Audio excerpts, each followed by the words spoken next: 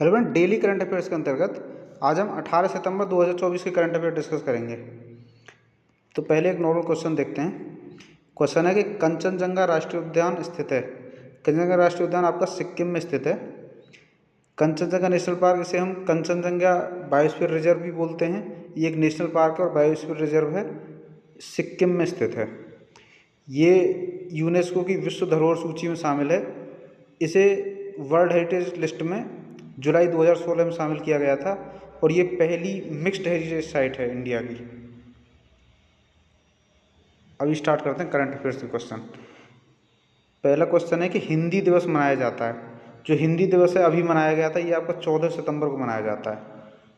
हुआ क्या था कि 14 सितंबर 1949 के दिन संविधान सभा ने देवनागरी लिपि में हिंदी को देश की राजभाषा के रूप में स्वीकार किया था। हिंदी विश्व में सबसे अधिक बोली जाने वाली भाषाओं से एक है और 52 करोड़ से अधिक लोगों के द्वारा बोली जाती है। हिंदी ने राजभाषा के रूप में अपने 75 वर्ष पूरे कर लिए हैं। अगर विश्व में जो सबसे ज़्यादा भाषा बोली जाती है वो है मंदारिन, चीनी भाषा। और एक विश्व हिंदी दिवस भी रहता है। विश्व हिंदी दिवस आपका 10 जनवरी को मनाया जाता है और ये राष्ट्रीय हिंदी दिवस आपका 14 सितंबर को मनाया जाता है। ये चलते हैं नेक्स्ट क्वेश्चन। नेक्स्ट क्वेश्चन है कि हाल ही में केंद्र सरकार द्वारा पोर्ट ब्लेयर का नाम बदलकर क्या रखने का निर्णय लिया गया है। तो पोर्ट ब्लेयर का नाम अभी रखा गया है श्री विजयपुरम। जो विजयालय चोल थे वो चोल साम्राज्य के संस्थापक थे और ये तमिलनाडु, केरल, इस वाले एरिया में इन्होंने राज किया, तमिलनाडु में। जैसे इसी वंश में आगे Parantaka one, Aditya one, Rajaraja one, Rajendra Chola, ये सब प्रतापी राजा हुए हैं। इन्हें बृहदेश्वर टेम्पल भी बनवाया है। अच्छा देखो, इसका पोर्ट ब्लेयर कब नाम कैसे रखा गया पहले वो देखें। हुआ क्या था कि इस भारतीय द्वीप पर अंग्रेजों के कब्जे में लेने के बाद 1788 ईस्वी में अंडमान सागर का सर्वे करने के लिए ईस्ट इंडिया कंपनी ने आर्कीबाल्ड ब्लेयर को भेजा था। वो 1789 ईस्वी में इस द्वीप पर पहुंचे और लाव लश्कर के साथ यहीं रहने लगे। तब उन्होंने इस द्वीप का नाम जो तत्कालीन गवर्नर जनरल लॉर्ड कॉर्नवालिस के नाम पर रखा था। लॉर्ड कॉर्नवालिस 1793 में थे, जिन्होंने परमानेंट सेटलमेंट सिस्टम लेके आए थे। पहले तो ये लॉर्ड कॉर्नवालिस के नाम पर रखा गया था, लेकिन बाद में इस बंदरगाह द्वीप का नाम ब्लेयर के नाम पर ही पोर्ट ब्लेयर पड़ गया। पोर्ट होता है बंदरगाह, ब्लेयर ये जो लेफ्टिनेंट थे आर्कीबाल्ड ब्लेयर, इनके नाम पर पोर्ट ब्लेयर पड़ा। अच्छा, इसका यदि देखें तो ये बंगाल की खाड़ी में स्थित है और अरब सागर में भारत में लक्षद्वीप है। भारत के अगर ईस्ट में बात करेंगे तो ये अंडमान निकोबार है। ऊपर से बात करें तो ये बर्मा वाला आ जाता है, कोको आइलैंड। फिर कोको आइलैंड के बाद कोको चैनल होता है। कोको चैनल के बाद आपका नॉर्थ अंडमान, मिडिल अंडमान, फिर लोअर अंडमान। ये लोअर अंडमान भी बोलते हैं, इसको साउथ अंडमान भी बोलते हैं। तो साउथ अंडमान में लाई करता है पोर्ट ब्लेयर। पोर्ट ब्लेयर जो अंडमान निकोबार जो हमारी यूनियन टेरिटरी है उसकी राजधानी है। अच्छा, फिर इसके बाद ये पड़ता है लिटिल अंडमान सबसे लास्ट में।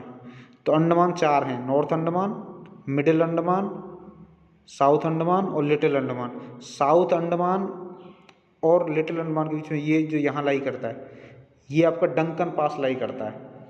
यानी कि साउथ अंडमान और लिटिल अंडमान के बीच में डंकन पास। अच्छा, अब ये यहाँ तक ये आपका अंडमान हो जाता है।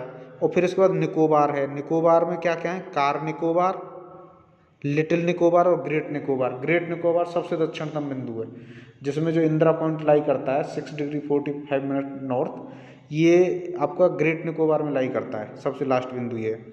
अच्छा, ये अंडमान और निकोबार एक दूसरे के द्वारा 10 डिग्री चैनल के द्वारा सेपरेट होते हैं। यहाँ 10 डिग्री चैनल है, 10 डिग्री चैनल के द्वारा सेपरेट होते हैं अंडमान और निकोबार। और डंकन पासेस के थ्रू सेपरेट होते हैं साउथ अंडमान और लिटिल अंडमान, SDL। और इसको याद रखें ATN, अंडमान और निकोबार 10 डिग्री चैनल के द्वारा सेपरेट होते हैं। अभी चल और व्याख्या देखते हैं। देखो, हाल ही में केंद्र सरकार द्वारा पोर्ट ब्लेयर का नाम बदलकर श्री विजयपुरम रखने का निर्णय लिया गया है। यह द्वीप क्षेत्र चोल साम्राज्य के नौसैनिक अड्डे के रूप में कार्य करता था। नेताजी, अच्छा, चोलों में जो विजयालय चोल है इसके संस्थापक थे, इसीलिए रखा गया है। अच्छा, नेताजी सुभाष चंद्र बोस ने पहली बार यहाँ तिरंगा फहराया था। और सेलुलर जेल पोर्ट ब्लेयर में है, जहाँ वीर सावरकर और अन्य स्वतंत्रता सेनानियों ने स्वतंत्र राष्ट्र के लिए संघर्ष किया था। वीर सावरकर यहीं की एक सेलुलर जेल में रहे थे जो पोर्ट ब्लेयर में स्थित है, और यहीं आपका रॉस द्वीप भी स्थित है। अभी चलते हैं नेक्स्ट क्वेश्चन है कि हाल ही में किस देश के राष्ट्रपति द्वारा वहाँ के संसद को भंग करने के पश्चात दोबारा चुनाव कराए जाने की घोषणा की है? तो ये सेनेगल के राष्ट्रपति हैं जिन्होंने वहाँ दोबारा से चुनाव कराए जाने की घोषणा की है।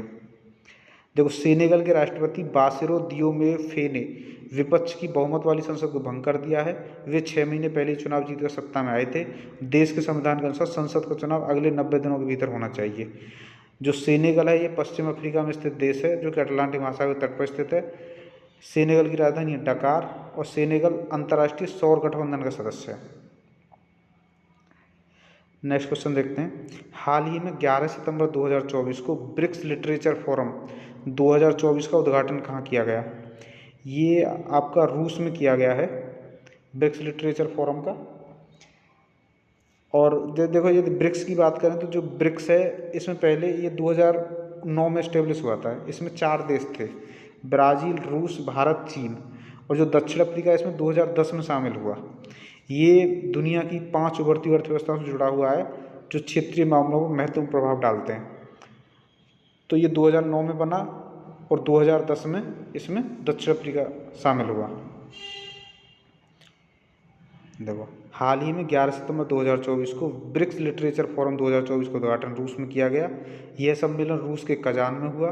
थीम थी इसकी नए यथार्थ में विश्व साहित्य, परंपराओं, राष्ट्रीय मूल्यों और संस्कृतियों का संवाद। यह सम्मेलन ब्रिक्स देशों के लेखकों, कवियों, दार्शनिकों, कलाकारों और विद्वानों का संगम है। अभी चलते हैं नेक्स्ट क्वेश्चन है कि हाल ही में केंद्रीय कैबिनेट द्वारा प्रधानमंत्री ग्राम सड़क योजना को कितने वर्ष के लिए लॉन्च किया गया है? ये 2028-29 के लिए लॉन्च किया गया है। जो प्रधानमंत्री ग्राम सड़क योजना है इसे 2028-29 के लिए लॉन्च किया गया है। मतलब ए ऑप्शन करेक्ट आंसर है। देखो, हाल ही में केंद्रीय कैबिनेट द्वारा प्रधानमंत्री ग्राम सड़क योजना को 2028-29 के लिए लॉन्च किया गया है। इसके लिए 70,125 करोड़ रुपए आवंटित किए गए हैं और इसका लक्ष्य है कि 25,000 बस्तियों के लिए 6,25,000 किलोमीटर की सड़क का निर्माण करना।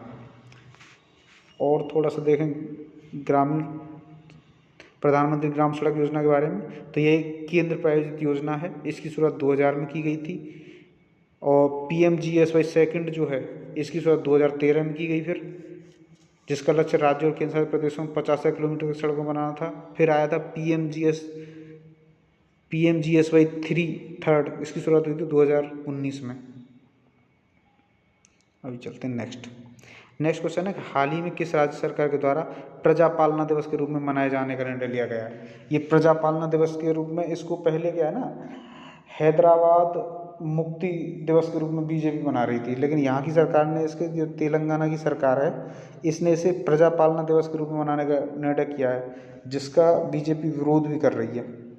देखो, तेलंगाना सरकार के द्वारा 17 सितंबर को तेलंगाना प्रजापालना दिवस के रूप में मनाए जाने का निर्णय लिया गया है। इसका कारण हैदराबाद के 1948 में भारत में एकीकरण का प्रतीक है। केंद्र सरकार द्वारा 17 सितंबर को हैदराबाद मुक्ति दिवस के रूप में मनाया जाता है और ऑपरेशन पोलो के तहत वर्ष 1948 में हैदराबाद का भारत में विलय किया गया था। इसमें क्या था कि सभी रियासतों को बोला गया था कि आप या तो पाकिस्तान में शामिल हो जाओ या इंडिया में शामिल हो जाओ, लेकिन जो हैदराबाद रियासत थी यहाँ के वो थे मीर उस्मान अली, तो ये मतलब बहुत ही रिच थी। यहाँ की जो अधिकतर जनता थी हिंदू थी और बाकी ये शासन मुस्लिम्स का था, ये उस्मान अली का। तो फिर क्या हुआ, और इन्होंने क्या है, एक फ़ौज तैयार कर ली थी जिनको रजाकार बोलते थे। तो ये रजाकार हिंदू जनता पर अत्याचार करती थी। इसके बाद यहाँ एक तेलंगाना विद्रोह भी हो गया था। इसके बाद थोड़ा नवाब कमज़ोर हो गया, फिर सरदार पटेल ने दबाव डाला।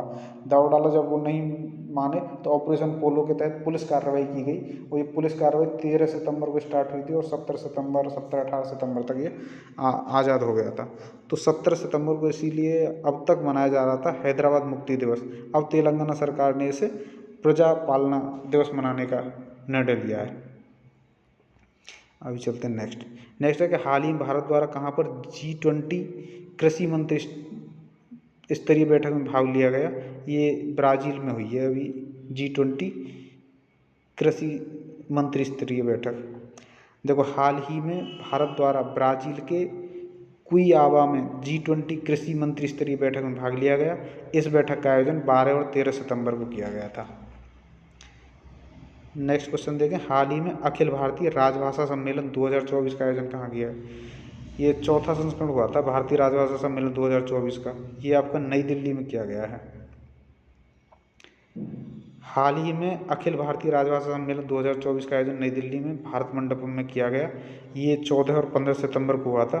14 सितंबर को जो हिंदी दिवस रहता है, और ये चौथा संस्करण था, चतुर्थ अखिल भारतीय राजभाषा सम्मेलन।